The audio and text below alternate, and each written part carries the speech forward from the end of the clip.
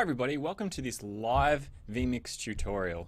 My name's Tim, and today we're going to be talking about how to live stream to YouTube in 4K. So we're currently doing this all live, so if I do something wrong or stuff up, I've tried this once before, or a few times before, and I made a few mistakes. So today, hopefully everything is right and correct. So as you know, vMix can produce, record, and stream all on one PC in SD and HD, and if you've got the 4K or Pro version, you can do that in 4K as well. So basically today in our office we're just doing a simple 4K stream directly to YouTube live events. So I've got a Panasonic 4K camera going into a Magewell Pro Capture AIO 4K Plus card via HDMI, and then that's going into our studio PC, and that's being streamed out to YouTube in 4K. Now 4K streaming and production is very resource intensive, so you've got to think of it like, instead of doing a HD production, 4K is 4 times the amount. So if you had, typically if you had something, you had 4 HD cameras, you want to do 4K, that's 4 times. So you're using 16 HD sources. And then if you want to stream and record, you've got to add that up as well, and it really adds up. So we've got a basic production here today, and we're using, 4% CPU, and we're using about 10 milliseconds render time for that. So for a basic, very basic 4K production. So what we're doing now is we're going to quickly show you what you could do in order to break that up a bit. So instead of doing it all on the one PC, what you could do is you could actually break up some of your production. So you could send out your streaming and recording to a different PC to do that. So you could send your program via NDI. So you're sending that over the network to a second computer, and then that second computer is handling all the recording and all of the streaming. Or you could have another one doing recording and streaming, and then you're sending that to YouTube, just to break it up a bit. We have a very simple production, like I said, so we can do it all on our one PC with no problem at all. But if you start adding 4 cameras and you have all these different sources and that kind of thing, it can really add up and be very resource intensive. So we're going to quickly show you today how to set it up on YouTube. So if we go to our YouTube settings here, basically you need to, instead of going to stream now, you just need to go to the event section, and then from the event section you need to create a new live event.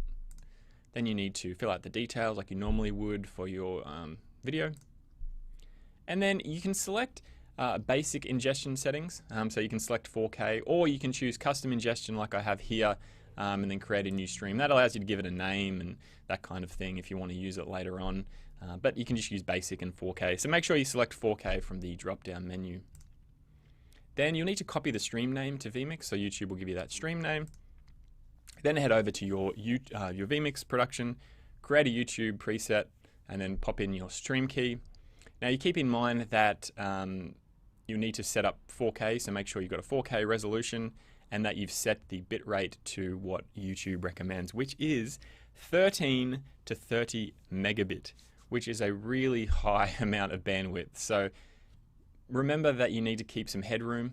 So you probably want to look at 20, 25 megabit minimum for streaming, upload streaming, for your connection, to make sure that you can do at least 13 megabit. You can try a lower bit rate, so you could try something like 8 or 10 or something, but those are the recommended settings for YouTube, 13 to 30. Now once you've done that, you need to start the stream in vMix, which will send the 4K stream over to YouTube, and then once you're there, YouTube will be able to pick that up, and then you can preview the stream by going to the control center, and then you can preview it, make sure everything is good and it's all connected. You can actually preview it in the video screen here, and then when you're ready to go to start streaming, you can click the start streaming button.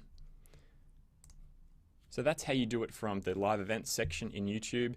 So you're going to have to keep in mind that obviously that you're going to need a 4K source, so either a video, or if you're using a camera or say a gaming output, you're going to need a way to input that into your computer. So you'll need a 4K capture card for that if you're going to do it.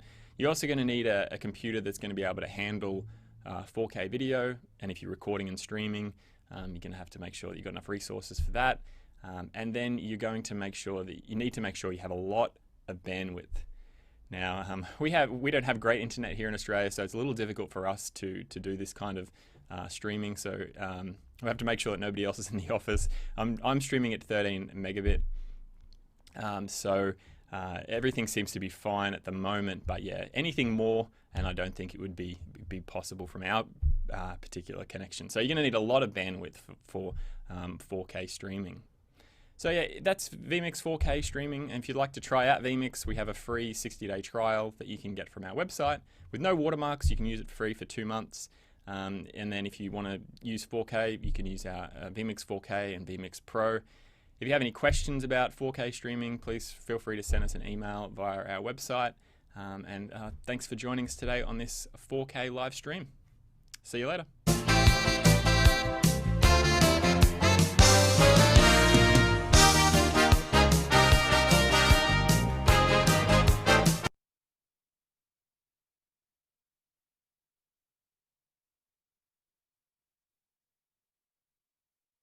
Alright, so we're taking a look at the Blackmagic 4K ATM live switch, which we're setting.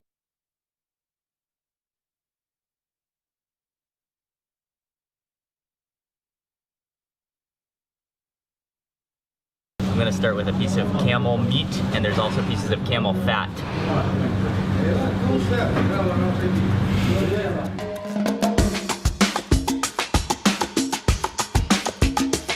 Good morning, everyone. It's Mark Wiens with migrationology.com in Muscat, Oman. Had an amazing sleep last night and woke up this morning at about 6 a.m. It was already bright and sunny outside. We only have 2 full days in Muscat, and Mustafa, who watches our videos, he has kindly offered to take us around.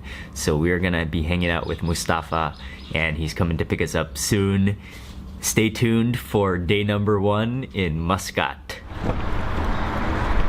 Thank you very much. Okay, we met up with Mustafa. Hi there. He's brought me this snack. It is a khubz al-qaq. Khubz al-qaq. It's a type of bread with cheese in the middle. And so I think we're gonna go have some tea first and eat this along with some tea.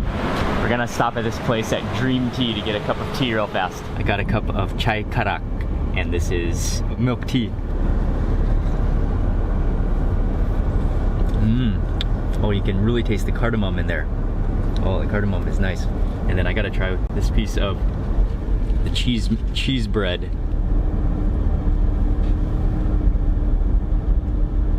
Oh yeah, that's wonderful. That's like it's kind of like cream cheese. I like that. That's really good. That makes a good breakfast. And then the bread and cheese are salty to go along with the sweet, milky, creamy tea.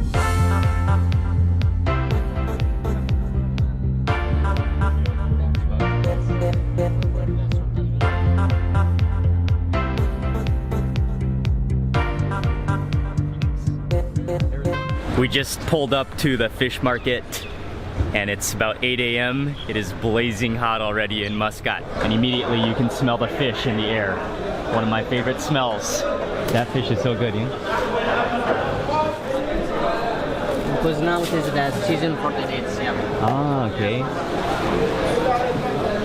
Oh, okay. A pretty calm and relaxing fish market, but it's friendly. There are some amazing looking fish, and there's a lot of tuna. There are, I think, some different types of mullet. What is it, mullet? Milk fish. Milk fish. Yes, milk. Oh, okay. Very big. I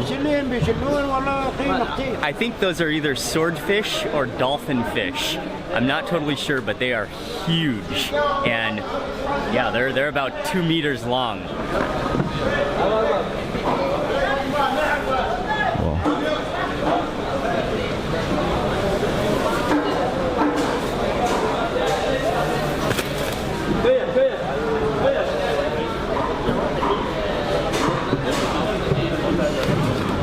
I just love walking around fish markets, and definitely one of the biggest reasons is because I love to eat fish and seafood so much. That's my favorite genre of things to eat, but also I just love looking at fish, the different types of fish, the different colors of fish. Also, dry fish is very common in Omani cuisine.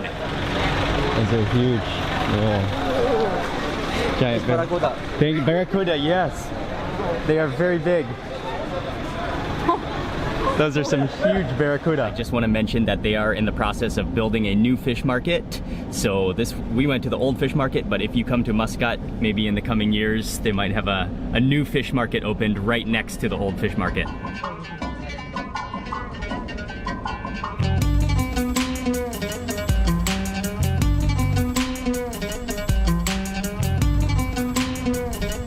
We are just walking along the harbor now in Muscat. The fish market is right over on that side where we just were. But it's amazing how clear the water is. And I'm loving this view of the city. And then behind you have the gorgeous, just very rugged, jagged desert mountains. The clear turquoise water. Yeah, and it's so nice and peaceful. And we are coming up now on the Matra Souk, which is a big marketplace. You can buy everything at Matra Souk, including clothes and spices and food, household items. Just about everything you can find in this market. But in the day it used to be more of a wholesale market. That people from Nizwa, for example, they come over here, shop for their shop over there, and then they go back and sell it over there. Okay. We walked past this shop and I could just smell the aroma of all the spices, especially the cumin, I think. In the back of the shop is where I could smell all of the spices. Also spicy, yes. Wow. Curry masala, all sorts of different masalas. So the Oman is famous about its lemon. What is it used for? Like for curry masala. But, okay, in the food. In the food, yeah. Okay.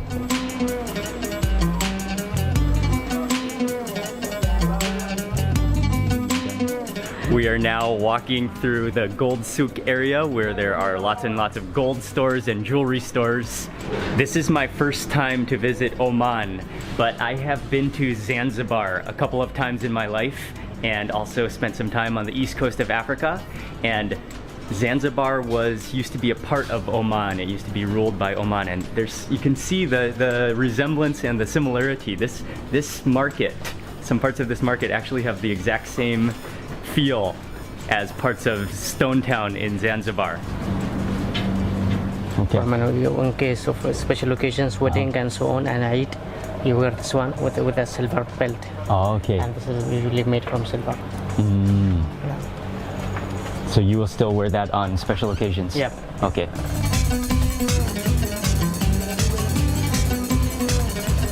Maybe. I have kind of a small head. Can I pass? Can I pass for being Omani? You apply for the nationality tomorrow. And what is this type of hat called? Kumma. Koma. Yeah, kumma.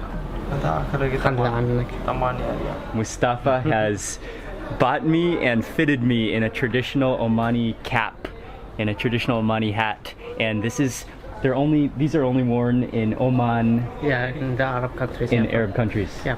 So, and also it's very common to see on the east coast of Africa as well. Thank you very much, Mustafa. Welcome. Thank you. Oh, this is an amazing hat.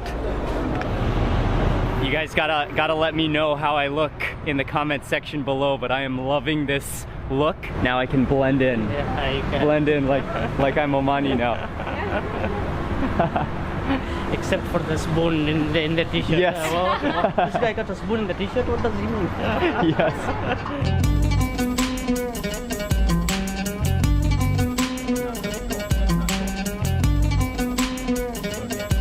We just took a quick drive over to one of the old areas of Muscat. Located in this area is the Sultans Palace, which we are walking to right now. And also there are a lot of government ministries located in this area as well. This one is the logo of Oman, and this one represents the Sultan. And you can't go into the palace, but you can admire it from the outside. What's especially fascinating are the gold and I think they're turquoise or like a type of blue columns which go up the face of the palace. And also what I really like are the seals, the Oman seals, which are gold and on the gate. Standing there, and then what we're gonna do, we're gonna We have just pulled up to the Bait Al Zubair Museum, and I don't think they allow any photography inside, so I'm gonna just walk around and then I will share with you all what's inside after we walk around. It's really a Omani cultural museum. Inside there was a big collection of traditional Omani dress, as well as there was a big collection of swords and weapons. And then this whole complex, you can walk around. There's a coffee shop, there's kind of a library area, and then there's a model of a traditional Omani home as well. I think it's probably about 45 degrees right now, and it's also pretty humid. So this is some intense heat. I am just dripping in sweat, and yeah, this is some intense heat right now. It is so hot outside that just walking for like 15 minutes, it feels like your face is just peeling, the skin is peeling away from your face, and it feels like your body is just melting. So you cannot go long without water.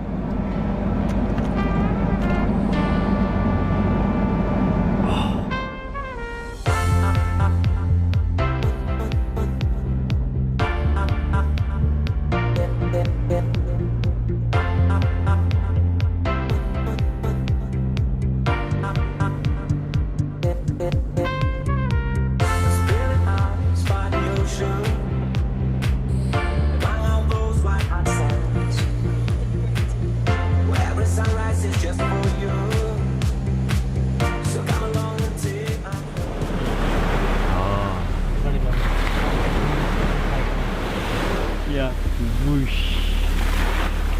Oh, maybe we should drive in a little bit. You know, water getting in the car.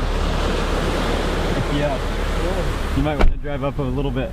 We just drove, it's a little bit outside of Muscat, to a beach called Kantab Beach, and Mustafa drove all the way onto the beach, so we are getting a first-hand glimpse of the sea. It's incredibly beautiful because you have the really jagged, brown, bone-dry mountain rocks, but then the water is so incredibly turquoise and blue-green, crystal, sparkling water.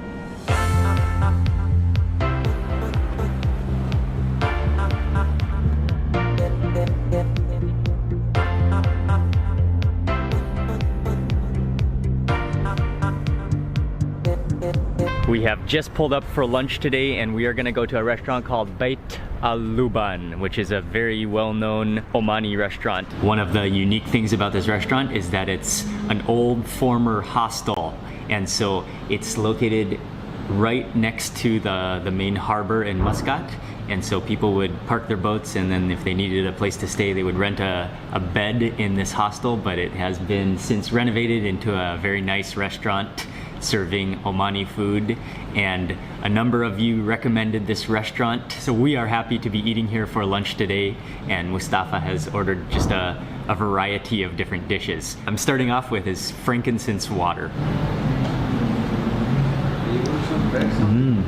Yeah, you can really taste the frankincense. It tastes kind of like woody, kind of like evergreen tree.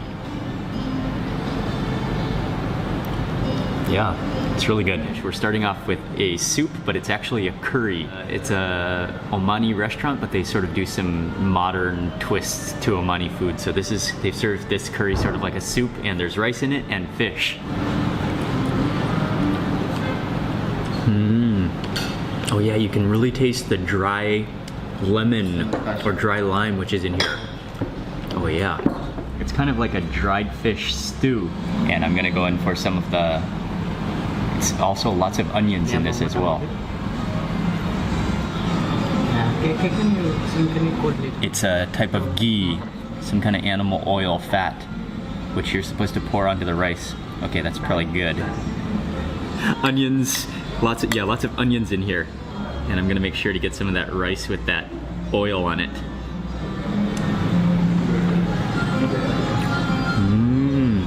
It's salty dried fish, but it's really tender. And then those onions are so tender that they just dissolve in your mouth. Has a depth of a smoky flavor to it. This is haris. It is wheat, mashed wheat with a chicken, and the sauce is torche. Torche is like a raisins sauce. Is that olive oil in the middle there? No, it's ghee. Oh, it's ghee. Okay, it's ghee. looks like olive oil almost. Okay, so there's ghee in the middle of there, and this is kind of a puree but stringy from that chicken, and then you got to get some of that Yeah, dip it into that this. sauce as well.